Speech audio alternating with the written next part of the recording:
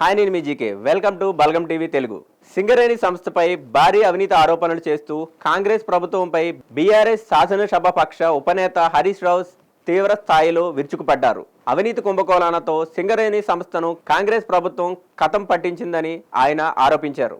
కేంద్ర ఇంధన శాఖ మంత్రి కిషన్ రెడ్డి మౌనంగా ఉండడంపై హరీష్ రావు అనుమానాలు వ్యక్తం చేశారు. సింగరేణి కుంభకోణాల్లో సీఎం రేవంత్ రెడ్డితో పాటు కిషన్ రెడ్డికి కూడా భాగస్వామ్యం ఉందా ఏమిటి అంటూ ఆయన నేరుగా ప్రశ్నించారు.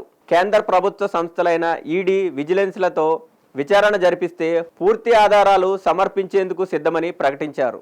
ఆదివారం తెలంగాణ బొగ్గు గని కార్మిక సంఘం ఆధ్వర్యంలో ఎన్టీపీసీలోని ప్రైవేట్ కన్వెన్షన్ హాల్లో నిర్వహించిన సింగరేణి పరిరక్షణ సదస్సులో హరీష్ రావు దాదాపు 2 గంటల పాటు పవర్ పాయింట్ ప్రజెంటేషన్ ఇచ్చారు. అనంతరం పెద్దపల్లి జిల్లా కేంద్రంలో నిర్వహించిన బీఆర్ఎస్ ముఖ్య కార్యకర్తల సమావేశంలో, అలాగే హైదరాబాద్లోని తెలంగాణ భవన్లో కూడా ఆయన కాంగ్రెస్ ప్రభుత్వంపై విమర్శలు గుప్పించారు. సింగరేణిలో కేంద్ర ప్రభుత్వానికి 49% వాటా ఉందని గుర్తు చేసిన హరీష్ రావు, కేసీఆర్ హయాంలో 19,500 మంది డిపెండెంట్లకు ఉద్యోగాలు కల్పించామని తెలిపారు. కానీ కాంగ్రెస్ ప్రభుత్వం అధికారంలోకి వచ్చిన తర్వాత ఏడాదిన్నరగా మెడికల్ బోర్డును నిలిపివేసి కొత్త ఉద్యోగాలకు కోత పెట్టిందని ఆరోపించారు.